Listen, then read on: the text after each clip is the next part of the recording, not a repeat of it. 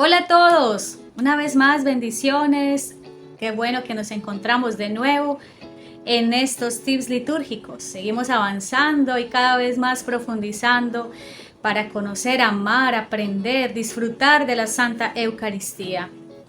Con el Padre Luis Azzano vamos a seguir profundizando y ahora vamos a meternos después de la oración colecta en la liturgia de la palabra. Ojo, vimos la liturgia de la palabra anteriormente como lectores, cómo deberían leer los lectores, también los músicos, los cantos, pero en esta sección, en este tips de hoy, vamos a ver la liturgia de la palabra de una manera más complementaria, ya como lo que es. Así que vamos, continuemos y que todo esto nos sirva para que nuestro corazón se siga inflamando de amor por la Eucaristía. Seguimos con la catequesis de lo que estamos viendo, la Eucaristía o la liturgia o la celebración. Y estábamos viendo, en primer lugar, que se dividía en dos partes, la liturgia de la palabra y la liturgia de la Eucaristía. Y nos hemos metido totalmente en la liturgia de la palabra. Y dentro de la liturgia de la palabra decíamos que tiene 5 pasos, 5. Teníamos el saludo, que ya hemos explicado, teníamos el acto penitencial, que ya hemos explicado, la oración colecta, que ayer la hemos explicado, y hoy vamos a explicar la palabra en sí, el momento de la palabra. Y vos sabés que la Iglesia presenta la Biblia como una lectura fundamental y que también nos habla Dios a través de la palabra de Dios, porque es palabra de Dios. Entonces, la Iglesia ha establecido que durante 3 años, vos leyendo todos los días la liturgia de la palabra, todos los días leyendo cómo te presenta la liturgia de la palabra, en 3 años te habrás leído toda la Biblia. Sí, pililí. En 3 años te has leído toda la Biblia. ¿Por qué?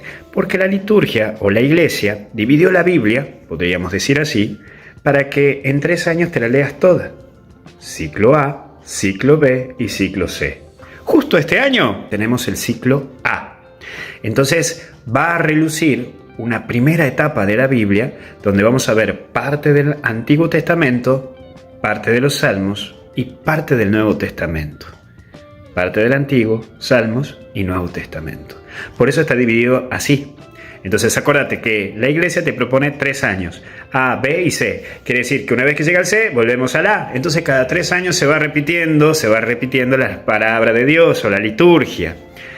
Y ahora, en la liturgia de la palabra, está también dividido en 3. Primera lectura, Salmo y segunda lectura, cuando es domingo. Entonces, solamente los domingos y fiestas vas a tener segunda lectura, que siempre va a ser del Nuevo Testamento, es decir, de algunos de los apóstoles. Entonces, primera lectura, Antiguo Testamento, y en Pascua, en algunos tiempos, va a ser siempre Hechos de los Apóstoles. Pero en lo cotidiano se usa el Antiguo Testamento, el Salmo, ya que tenemos 150 salmos, tenemos como diferentes puntos del Salmo cada día. La segunda lectura solamente los días domingos y el Evangelio lo vamos a tener también que se proclama. Pero no te olvides, porque acuérdate que tenemos la liturgia de la palabra y a esta liturgia de la palabra, como es larguita, la vamos a dividir en 2 partes. Me quiero detener un poco más en lo que son signos. Y el primer punto es que siempre, cuando escuchamos el Antiguo Testamento y el Salmo, siempre vamos a estar sentados. Y como también en la segunda lectura los días domingos. Vamos a estar sentados escuchando. En representación, cuando los soldados del Imperio Romano escuchaban una orden de la persona a quien los atendía como autoridad, siempre daba las órdenes y los soldados sentados. Nosotros escuchamos sentados, escuchando lo que nos ordena Dios a través de su palabra. Por eso siempre estamos sentados.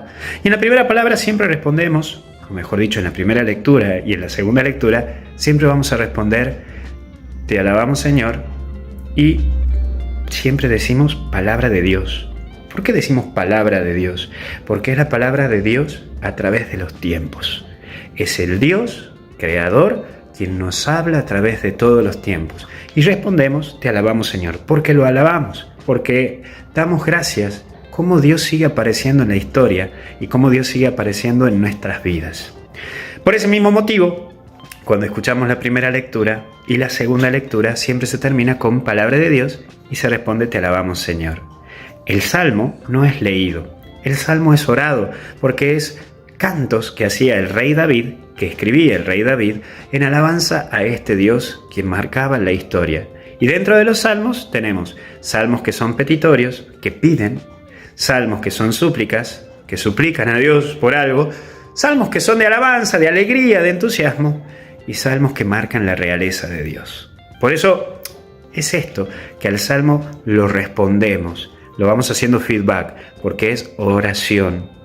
Y dentro de ello también vamos a ver que cuando termina esta primera etapa, se hace un cierre con el canto del aleluya. Aleluya, alabanza al Dios Yahvé. Eso significa en hebreo aleluya. Estamos repitiendo alabanza a Dios Yahvé.